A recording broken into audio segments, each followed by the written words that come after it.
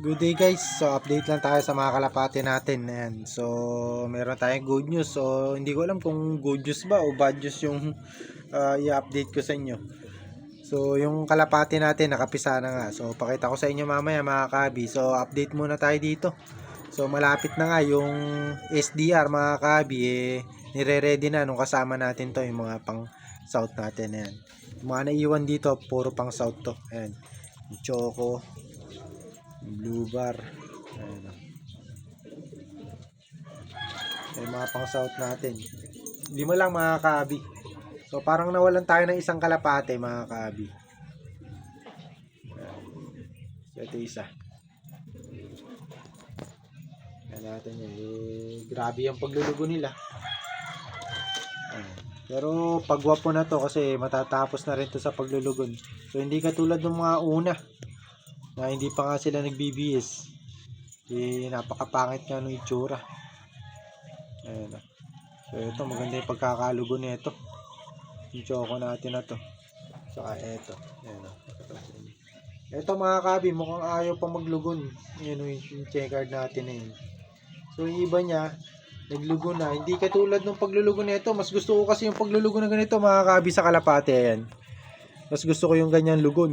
So yung talagang marami na maglaglag. So yung kitang-kita nyo sa itsura. So ayoko nung katulad nito mga kabi, no, mapapansin nyo naman. So hindi siya ganun ka talaga. Hindi masyadong visible yung pagkakalugon niya. Kasi nga siguro sa niya yun, sa katawan niya talaga o sa kanya mismo. Makita nyo naman siguro sa balahibo niya. Yung iba luma pa, yung iba bago na. Ayan, pero hindi katulad nito, nakita nyo pati yung muka. Kitang-kita sa muka. Pero magkakaganyan din yan. Pero mas late to mga kaabi no? So medyo mas mabagal siya. Parang na-delay yung paglulugon niya. Ayan. So kung ako tatanungin nyo, mas gusto ko yung ganitong paglulugon na talagang mabilisan. O yung talagang pangmalakasan na paglulugon. Yung talagang isang bagsakan lang. Kaya makikita nyo yung kondisyon niya. No? Namumula yung ilong niya. Kasi nga hindi kinakaya nung kondisyon niya dahil sa sobrang paglagas o paglulugon o yung papalit nga ng balahibo. Ayan o. Nakita nyo naman siguro yung tsura. Ayan, pero mas gusto ko yung ganyan. So ang problema lang dito kapag ka nagre-race kayo, ganito yung paglulugon.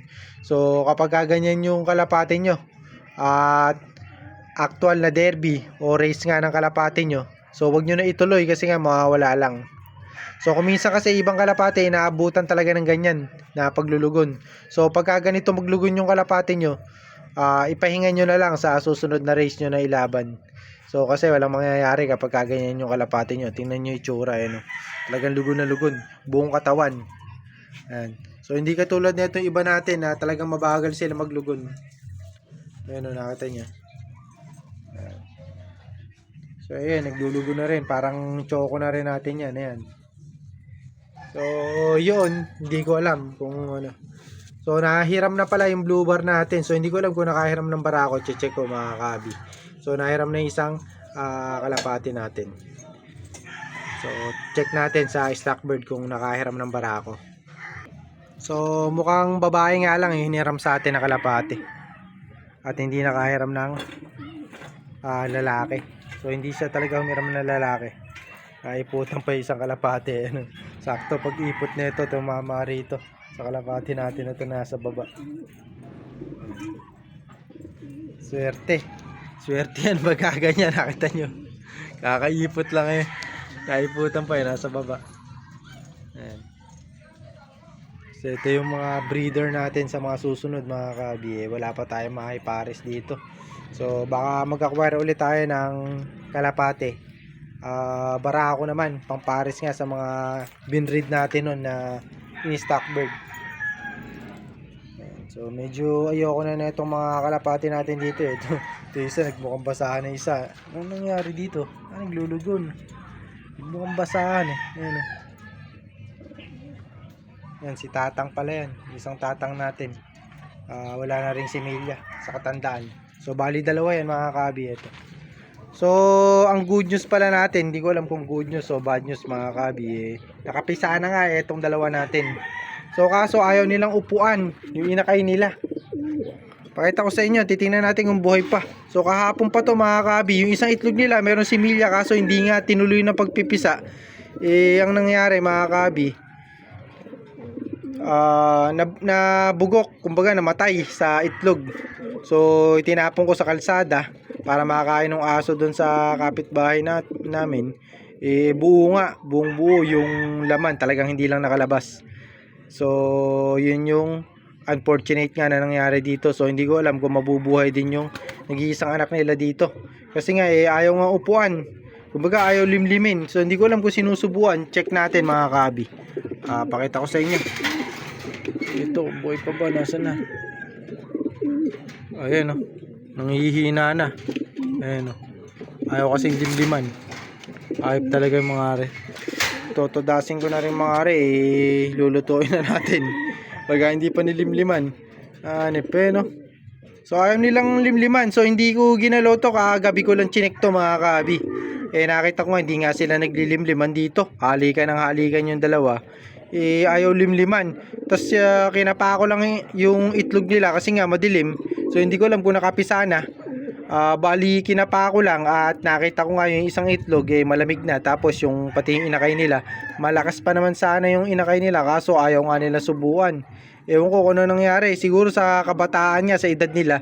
Kasi parehas silang bata. So parehas na unang anak nila.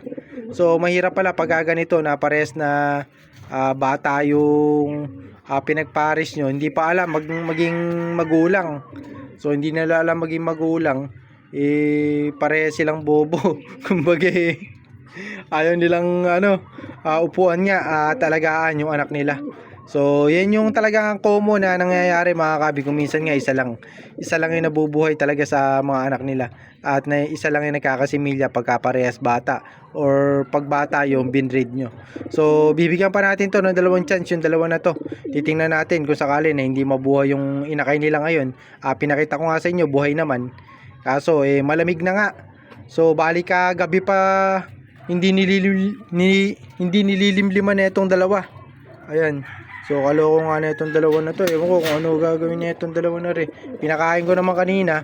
Hindi ko alam kung sinubuan. Ayan. So sana mabuhay pa. Dahil pagka hindi lilipat din natin to ng ng pugaran pag namatay yung inakay nila. Kasi sayang yung panahon, katagal natin hinintay. Excited pa naman tayo dito sa anak nila. Tapos ganun lang ang nangyari. Kaluloko nga na ito mga to. So sabi ko nga pangluto.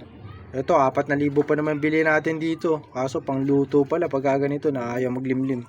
So bibigyan pa natin sila ng dalawang chance. So dalawang itlogan painakan pagka hindi nabuhay itong inakay nila ngayon. So lilipat din natin sila rito. So siguro baka dito natin ilipat. Ayan. Para hindi na dito So medyo pangit kasi yung pugaran nila. pero okay naman to, safe naman sila dito Ayan. So isang itlog tinapon ko na kahapon.